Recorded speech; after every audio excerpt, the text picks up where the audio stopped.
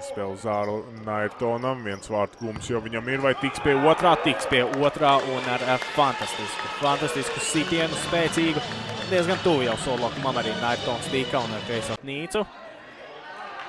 Tarakanovs pats izdara sitienu, tas tiek bloķēts, Nairtons notur bumbu spēlē. Tarakanovs, ne, šoreiz gan atstāja bumbu Nairtonam, Nairtons sitiens un arī tiek viņš pie vārtu gumbu šajā spēlē.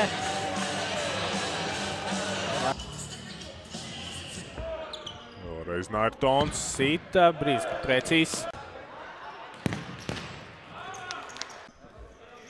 Maķišenko abi divu vārtu gumbu, tādi ļoti filigrāni, mierīgi. Tagad turpina. Fināls jau Rīgas Olimpiskajā centrā un pēc tam fināls Jēkabpilī. Tā kā šis tāds pirmais stājiem. Labi, atceros saspēlē. RFS salaužās uz priekšu. Troickis tālo.